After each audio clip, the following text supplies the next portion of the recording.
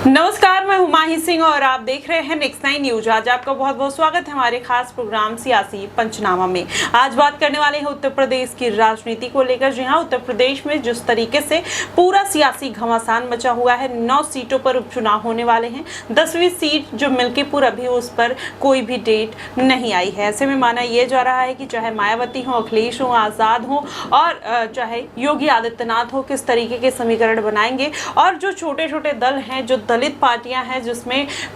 पल्लवी पटेल, ओवैसी और स्वामी प्रसाद मौर्य का नाम भी कहीं ना कहीं निकलकर सामने आ रहा है। हो सकता है कि इस बार वो उपचुनाव में कुछ बड़ी भूमिका निभाते हुए नजर आए। खासकर अगर बात करें तो स्वामी प्रसाद मौर्य की। स्वामी प्रसाद मौर्य भारतीय जनता पार्टी के साथ काम कर चुके हैं, मायावती के साथ काम कर चुके हैं, वहीं अखिलेश यादव के साथ उन्होंने अभी कुछ साल पहले ही गठबंधन तोड़ा था, जिसके बाद अब ये कहा जाने लगा था कि अब कहीं ना कहीं योगी आदित्यनाथ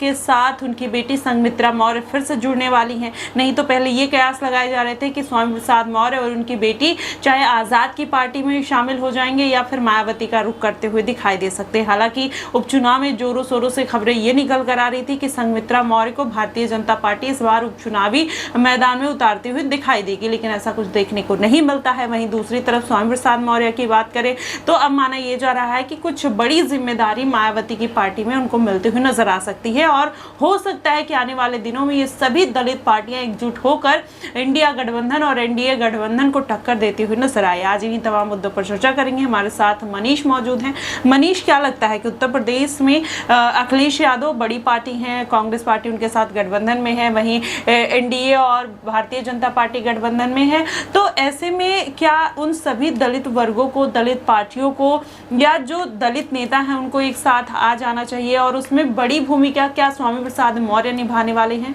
बिल्कुल, यहाँ पे माही देखा जाए तो स्वामी प्रसाद मौर्य लंबे समय से अपनी सियासी ज़मीन की तलाश करते हुए नजर आ रहे हैं, लेकिन देखा जाए तो अभी तक उनको कोई ऐसी खास उपलब्धि यहाँ पर मिलती हुई नहीं नजर आई। चाहे लोकसभा चुनाव की बात कर लें या पिछले कुछ चुनावों की बात कर लें, तो अब ऐसे में उत्तर प्रदेश की राजनीति में जो 10 विधानसभा सीटों पर उपचुनाव होने थे, उसमें से एक मिल्कीपुर की सीट को अगर हटा दिया जाए तो अब 9 विधानसभा सीटों पर उपचुनाव का ऐलान चुनाव आयोग करता हुआ नजर आया है। और ऐसे में 13 नवंबर को सभी सीटों पर मतदान होना है। तो अब जो समीकरण जो बनते हुए नजर आ रहे हैं उत्तर प्रदेश के, उसमें अखिलेश यादव का कद उत्तर प्रदेश की राजनीति में काफी बड़ा माना जा रहा है। बात की जाए अगर मायावती की, तो मायावती अभी भी कहीं ना कहीं अकेले के दम पर चुनाव लड़ने की जद्दोजहद में लगी हुई हैं और ऐसे में मायावती को इसी के कारण कहीं ना कहीं आम चुनाव में एक बड़ा खामियाजा इसका उठाना पड़ा था और एक भी सीट उनकी पार्टी को मिलती हुई नहीं नजर आई थी। बात कर लें आजाद की, तो आजाद भी कहीं ना कहीं देखा जाए तो अभी इतना मजबूत दल नहीं है या इतनी मजबूत पार्टी नहीं है उनकी कि वो उत्तर प्रदेश में तमाम यहाँ पर चुनाव लड़कर यहाँ पर जीत हासिल करते हुए नजर आए। नगीना से आपने देखा कि नगीना से तो बम्पर जीत उनको हासिल हुई,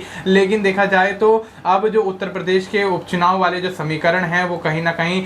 थोड़े विभिन्न अलग होते हुए नजर आ रहे हैं। और ऐसे में देखा जाए तो कहीं ना कहीं जिस तरीके से स्वामी प्रसाद मौर्य की आप बात करती हैं, पल्लवी पटेल की बात करती हैं, यहाँ पर ओवैसी की बात करती हैं, तो ये तमाम वो दल हैं जो काफी छोटे दल हैं और अगर ये दल एक साथ आ जाते हैं और उसमें अगर लीडिंग की भूमिका जो है वो स्वामी प्रसाद मौर्य निभाते हुए नजर आते हैं, तो बेशक यहाँ पर कुछ सीटें यहाँ पर निकालने में, 1 से 2 सीटें निकालने में ये दल गठबंधन के माध्यम से कामयाब होते हुए नजर आ सकते हैं। क्योंकि देखा जाए तो मायावती अपनी सियासी साख खो बैठी हैं। अखिलेश यादव का कद बेशक बड़ा है, लेकिन अखिलेश यादव की पार्टी को लेकर भी अभी भी कहीं ना कहीं असमंजस की स्थिति है, क्योंकि यहाँ पर देखा जाए तो आजाद चुनावी मैदान में है, भारतीय जनता चुनावी मैदान में है। तो अब ऐसे में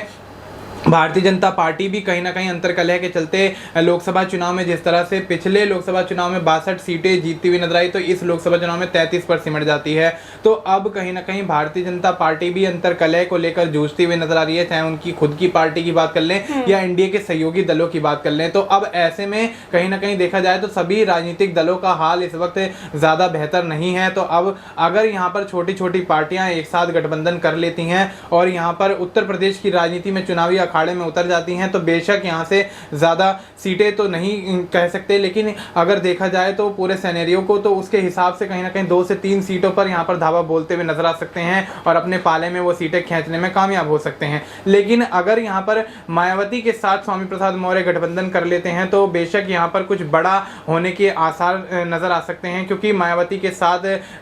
स्वामी प्रसाद मौर्य उनकी पार्टी में काफ़ी अहम जिम्मेदारियां निभा चुके हैं और काफ़ी बड़े मंत्री पदों पर काम कर चुके चुके हैं। तो अब ऐसे में स्थिति जो है पूरी यहाँ पर कहीं ना कहीं देखा जाए तो स्वामी प्रसाद मौर्य पर निर्भर करती है कि अगर वो यहाँ पर तमाम छोटे दलों को एक साथ ले जाने का प्रयास करते हुए भी नजर आते हैं तो हो सकता है कि उनको यहाँ पर एक बड़ी उपलब्धि मिलती हुई नजर आए, साथ ही छोटे दलों का भी कुछ यहाँ पर फायदा होता हुआ नजर आए। माही जी बिल्कुल। और वहीं पर मनीष, अगर देखा जाए तो मायावती ने जिस तरीके से ट्रम्प कार्ड खेला है, आपने देखा कि बीते लोकसभा में मायावती की वजह से योगी आदित्यनाथ को काफी फायदा देखने को मिला था। और इस बार जैसे ही यहाँ पर सिंबुल राणा को मैदान में उतारते हैं सपा पार्टी से, तभी मायावती भी शमसुद्दीन को मैदान में उतार देती हैं। तो क्या इस बार जो मुस्लिम ट्रम्प कार्ड खेलने की कोशिश कर रही हैं और उसी सीट पर जिस पर अखिलेश यादव अपने प्रत्याशी उतार रहे हैं, तो जाहिर तौर पर कहीं ना कहीं वोट बैंक में कटौती देखने को मिलेगी और उसका सीधा सीधा फायदा भारतीय जनता पार्टी को मिलने वाला है। तो क्या जो एक मायावती के बारे में कवायद चलती हुई नजर आती है कि वो भारतीय जनता पार्टी की बी टीम है और इसका खंडन स्वामी प्रसाद मौर्य करते हैं और उनको फटकार लगाते हैं कि आप ऐसे बहन जी के बारे में कैसे कह सकते हैं, 4 बार की मुख्यमंत्री रह चुकी हैं, इस तरीके की बातें निकल कर आती हैं। तो कितनी सच्चाई इस बात में लगती है कि मायावती ने जानबूझकर मुस्लिम प्रत्याशी उतारे हैं जिससे भारतीय जनता पार्टी को फायदा हो सके? जी बिल्कुल, यहाँ पर देखा जाए तो मुस्लिम प्रत्याशी पर दाव लगाना एक बेहद बड़ा यहाँ पर सवाल हो जाता है, क्योंकि उत्तर प्रदेश की राजनीति में अगर बात की जाए तो मुस्लिमों और दलितों की राजनीति के माध्यम से चुनाव लड़े जाते हैं। तो अब कहीं ना कहीं जिस तरह से अखिलेश यादव मुस्लिम कार्ड खेलते हुए नजर आए, तो साथ ही मायावती ने भी अपना मुस्लिम प्रत्याशी उतार दिया। तो अब इन दोनों के बीच जो टक्कर होगी उसमें इनका फायदा क्या होगा ये तो पता नहीं, लेकिन नुकसान बेशक यहाँ पर होने की दोनों पार्टियों को संभावना है और वोट बैंक छिटकता हुआ नजर आ सकता है। उसका सीधा फायदा यहाँ पर भारतीय जनता पार्टी को होता हुआ नजर आएगा। लेकिन आप अगर देखें तो लोकसभा चुनाव के दौरान भारतीय जनता पार्टी यहाँ पर देखा जाए तो जिस तरीके से धर्म की राजनीति करती हुई नजर आई थी, अयोध्या में राम मंदिर के मुद्दे पर चुनाव लड़ती हुई नजर आई थी, हिंदुओं को एकजुट करने की बात कहती हुई नजर आई थी और कहीं ना कहीं मुस्लिमों पर सीधे तौर पर यहाँ पर हमला बोलती हुई नजर आई थी। तो इस स्थिति को देखते हुए कहीं ना कहीं तमाम वोटर्स ने यहाँ पर भारतीय जनता पार्टी को एक बड़ी यहाँ पर जो हार दी है, उससे कहीं ना कहीं भारतीय जनता पार्टी अब सबक लेकर अगर आगे बढ़ती है तो बेशक यहाँ पर दोनों का यहाँ पर फायदा उठाती हुई नजर आ सकती है। लेकिन अगर भारतीय जनता पार्टी भी वही धर्म की राजनीति में उलझी रहेगी तो मैं मानता हूं कि यहाँ पर किसी का भी फायदा धर्म की राजनीति को लेकर नहीं हो सकता है, क्योंकि जनता जो है वो एकजुट होकर रहना पसंद करती है और ऐसे में अगर आप एकजुटता की बात नहीं कर सकते, लोगों को मिलाने की बात नहीं कर सकते, तो कहीं ना कहीं समाज में एक गलत संदेश जाता है और ऐसे में धर्म के नाम पर राजनीति करना मैं मानता हूं ज्यादा बेहतर नहीं होगा। माही जी बिल्कुल, कहीं ना कहीं धर्म के नाम पर राजनीति आखिरकार कितनी चलेगी। और वहीं अगर भारतीय जनता पार्टी मायावती को बी टीम मानकर चल भी रही है तो कहीं ना कहीं उसका ज्यादा फर्क नहीं पड़ता हुआ नजर आएगा। हालांकि ये है कि मायावती कम मार्जिन की वजह से हो सकता है अखिलेश यादव का गेम बिगाड़ते हुए जरूर नजर आए, लेकिन वहीं हरियाणा में जिस तरीके से मायावती को मुंह की खानी पड़ी और उत्तर प्रदेश में भी उनका कोई जो प्रदर्शन है वो भी बेहतर नहीं रहा। 432 सीटों में एक भी प्रत्याशी जीत नहीं दर्ज कर पाता, जिसके बाद अपनी हार का ठीकरा वो मुस्लिम प्रत्याशियों के ऊपर फोड़ती हुई नजर आती हैं। और फिर से मुस्लिम प्रत्याशी पर दांव लगाना कहीं ना कहीं उनके ऊपर भारी पड़ेगा, या फिर उनको फायदा मिलता हुआ नजर आएगा या भारतीय जनता पार्टी को फायदा मिलेगा। आपको क्या कुछ लगता है आप हमें कमेंट बॉक्स में जरूर बताइएगा। फिलहाल के लिए बस इतना ही। देश और दुनिया की तमाम खबरों के लिए हमारे साथ बने रहिएगा नेक्स्ट 9 न्यूज पर।